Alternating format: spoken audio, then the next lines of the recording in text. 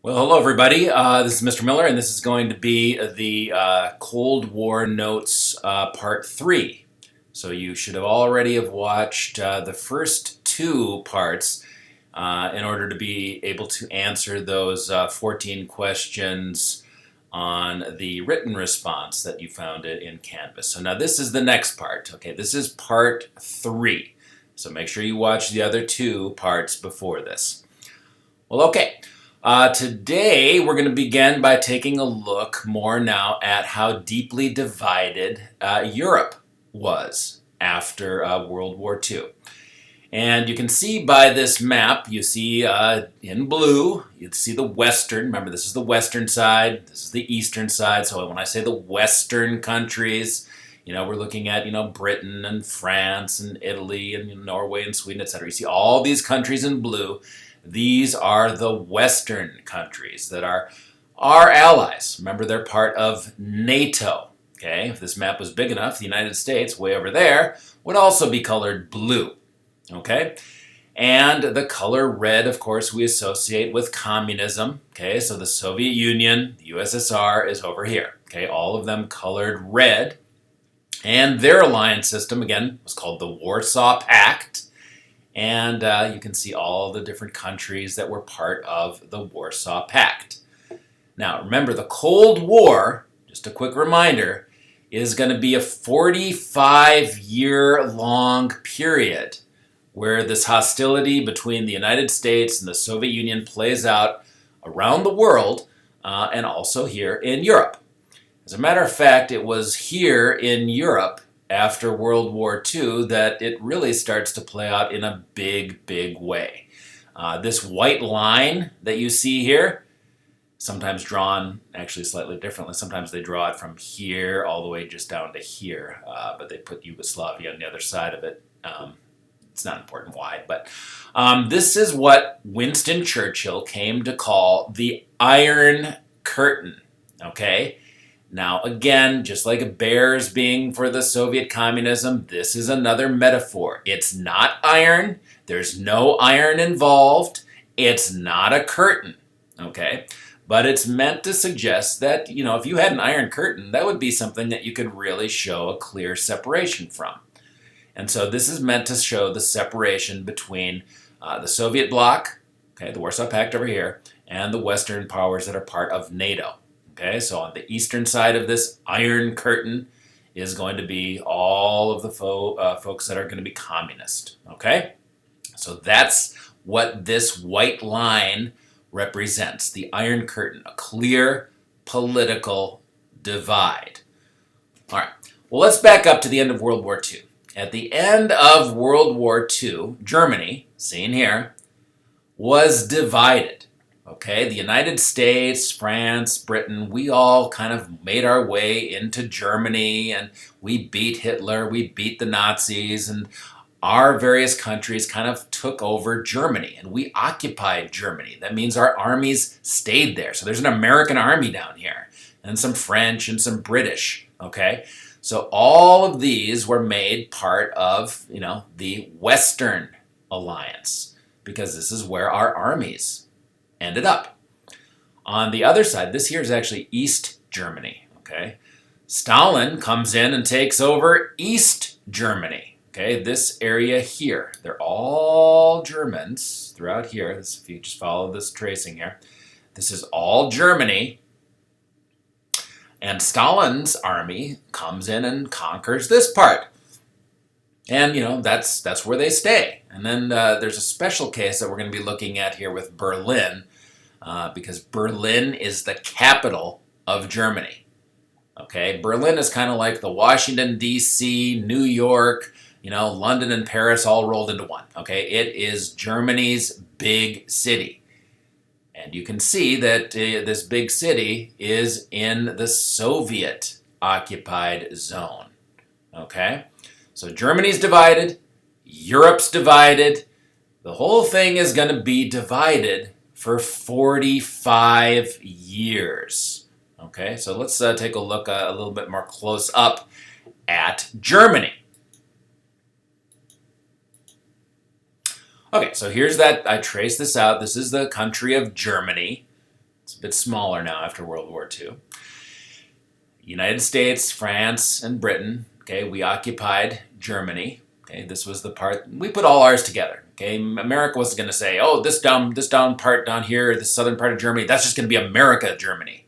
And then you can have, France, you can have, make this French Germany, and Britain, you can have this, and be British Germany. No, we didn't. We decided we're just going to merge all ours together, and we're just going to call it, West Germany. Okay, that's kind of how it's technically the Federal Republic of Germany, but we just call it West Germany.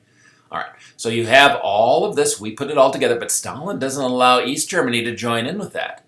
Stalin wants revenge, and after World War II, Stalin, goes into East Germany. The Red Army is there, the Communist Army is there, the Soviet Union is there, and they are going to take everything they can. If it's not nailed down, they're going to take it and bring it back to Russia. This is going to be their way of looting Germany. Stalin does not want Germany ever to pose a threat to Russia again, like it had in World War I, and now again in World War II. So Stalin he literally wants to just take a bunch of, bulldozers and just bulldoze Germany and just turn it into a farm and say, you're farmers now. You're not going to do anything ever again. You don't get any factories. He's going to take German factories, literally. They will pick up German factories. They'll put them onto trains, all the equipment, all the stuff, and they will bring them back to Moscow, and they will rebuild those German factories, everything. So Stalin has no intention of allowing Germany to get up, off its back now that it's been crushed. Both Stalin, he goes and tries to grab as many German scientists as possible as well, capture them, bring them back to Russia, force the German scientists to be, working for Stalin now, especially in the rocket program. So the Germans were very advanced with rockets. The United States is actually going to do a similar thing. We're going to find German scientists who were very advanced rocketeers as well, and we're going to bring them back to the United States. Part of the space race will be because we have both German scientists that were taken to the United States and German scientists that were taken to the Soviet Union. Ultimately, we're going to get to the moon because some of the German scientists we brought to America are going to help us get there first. So that kind of gives you some sense as what the space race is going to look like. More on that later. Although, let's be clear, the space race does start to look like it is going to be in the Soviets' favor because they get into outer space first. And they send the first dog and monkey and man into outer space before we do. Okay, because they have rockets first. One of them is called Sputnik. It's just the first Russian rocket. And it wouldn't have been possible were it not for the fact that Stalin came in and grabbed these German scientists and brought them back. Okay, that was just kind of a bit of an aside. Now let's look at this blue dot. Okay, it's Berlin. Okay, so that's the city of Berlin. It kind of looks like an island of blue in this sea of red. Okay, the Sea of Red is the country of East Germany, and Berlin is, where, the vast majority of people live. I mean, cities tend to have, big populations, etc. Okay, so let's look at this city of Berlin a little bit more carefully over here. Okay, so this is the city of Berlin. Okay, this is not Germany, this is just the city. Much like the country of Germany was divided into four, for America, Britain, and France, and the Soviet Union, so too was the city. Okay, so this is the city of Berlin. So we had the American part of Berlin, the British part of Berlin, the French part of Berlin, and this is the Russian, the Soviet part of Berlin. Again, this is all just this city right here. Now, we call ours, West Berlin. And this is where people in West Berlin, they're free, okay? In East Berlin, this is kind of part of East Germany, and they are not free, okay? It's a divided city, just like it is a divided country, okay? And that's going to have a lot of problems going forward, as we're going to take a look at. One of the things that Stalin doesn't like, he doesn't like the very fact that there is this little island of freedom inside this whole communist, taken over country. He wants to get rid of the American, British, and French influence in the city of Berlin. He's like, get out of here, go. I want to take over this entire city, make this whole thing red. Okay, he doesn't like that. So what's he going to do about it? This was part of the end of the war. We agreed that we would divide the country and we would divide the city. But after a while, Stalin's like, I don't want you here. And so Stalin, here's what he does. He says, you know what? I'm just going to kind of cut off access. You have to bring in all of your food and you put your food on train. It comes in a boat and it goes over here and it gets onto a train. And then those trains bring in all this food and supplies to all the people living. These are German people who live in West Berlin. And Stalin's like, you know what? I'm just not going to let those roads or trains of stuff come in anymore. We're just going to stop that. What are you going to do about it? Here's what they do. We say, okay, Stalin, if you're not going to let the roads bring our truckloads of food and supplies to the people in Berlin, then we're going to just fly over Eastern Germany, and we're going to fly in all these supplies. British, French, American planes, non-stop. We're flying in all this relief, all of this stuff. In 1948, as plane after plane after plane, if you can imagine, bringing in oil and for cooking and all the food that people need and all these supplies, and all these Germans are just watching as American planes come over and keep them alive, because Stalin wants to starve them out and make them become communists and force them to say, well, if we're going to have any food, it's going to have to come from the Russians. And we're like, oh no, we're going to keep flying in all of this stuff. And this goes on week after week after week. And finally, after all of these planes, Stalin is getting really, really upset. He's wondering, how long can they keep doing that? But the people of Berlin love the fact that the United States and the Western allies are trying to keep them, safe and free. We even dropped chocolate bars on them. Can you imagine this German boy or girl or whatever? They see this American plane flying over, and there's this guy who's going to say, oh, I'm a pilot, and I'm going to, do what I can to, help keep Berlin free from Soviet, and I'm going to drop some candy on the kids. Little parachutes, and then all the kids. You have any idea how much these people in West Berlin would have loved that? When Stalin is trying to destroy them, and here is America dropping candy on them. Oh my gosh, this is a very big public relations success. They love it.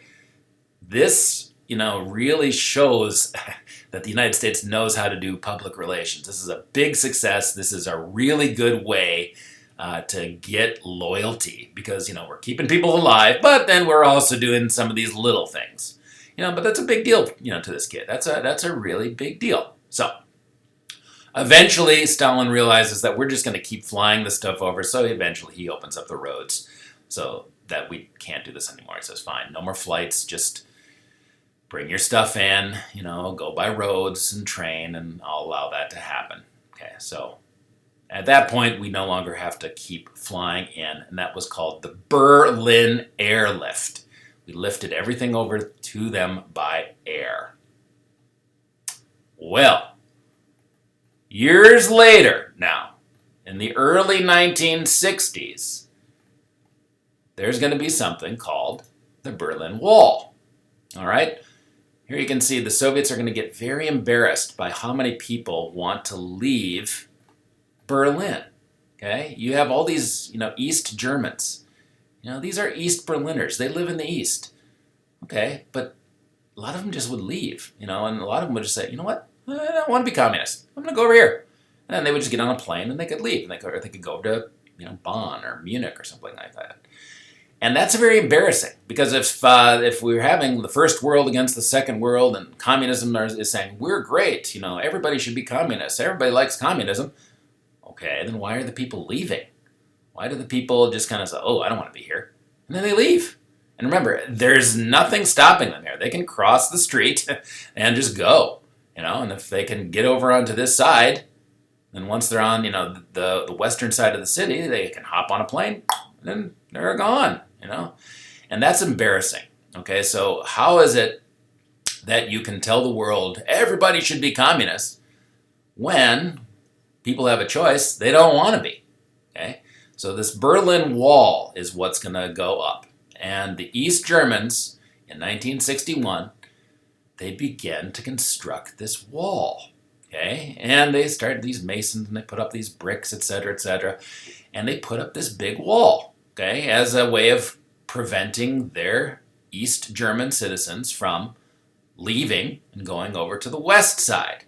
Now it starts off pretty small and things like that, but by the 1980s, certainly, it's a big wall. They have, this is on the western side they paint it. But you can see there's this minefield here, and if you try to escape, if you're like over on this side, and you're, I'm going to escape, and you jump the wall, and you make your way, and you're going to run. Boom! Okay, you could get yourself on a mine and get exploded and dead, and bad. It was bad. So this is going to be up for 30 some odd years. Okay, 30 odd years, the Berlin Wall is going to be the thing that separates East and West Berlin. So here's where the wall is going to be. It's going to be all around this blue part. This is West Berlin, and the Soviet tell the East Germans build this wall all the way around here, all the way, just wall it all off. They still allow roads to bring them in supplies and things like that, but wall it all off. And now people from the west of East Germany, they can't get in there. Okay, they can't go, I want to get free. I'm going to go to here and hop in an airplane and then leave. No, they can't now because this entire area has been walled off. Okay, and this is the thing. Walls typically are a sign of failure, and this government that puts them up is indicating, their failure, that they're not able to, keep their own people in this case from wanting to leave. Because if that wall hadn't been there, a lot of people would have been, I want out. All right? So all the way up until the 1980s, that's what the Berlin Wall comes to symbolize. It comes to symbolize communist failure and how much people want and yearn to be free. And that's why in 1989, when the Berlin Wall came down, and the people of East Berlin were able to travel into West Berlin, it was a big symbol. It was a symbol of the end of communism. It really proved that people did not want to live in Germany under communist rule. And so this symbolic coming down of the wall is going to be an indicator of kind of the failure of communism and the end of communism. You see people, chiseling down the wall, and you can go to different. There's I think at the museum in Washington D.C. There's a whole piece of this wall. I don't know, maybe this chunk. There's graffiti on one side. See all the graffiti? Yeah, and all of that. And you can go and you can see this big slab. These are 15-foot tall slabs of concrete that were meant to keep people out. But just like any wall, people found a way through. You could tunnel under it. Some people did. Some people jumped out of windows and got away. Some people got in hot air balloons. One person drove a tank through it. Walls are only as good as a ladder that's 1 foot taller than it. So ultimately, it has to be something that they guard, and it just really symbolizes their total failure. Okay, there will be a video that shows you next week about the kind of the construction of all this, and you'll get some sense of how that goes up and really what it all means and how many people had to lose their life as a result of this particular wall, to give you some sense of it. All right, well that's it for now, everybody. There will be a part 4 coming up. And just kind of pay attention to that, but go back and if you need to revisit those questions on the written response for the notes for the Cold War and take a look at those. Okay, goodbye.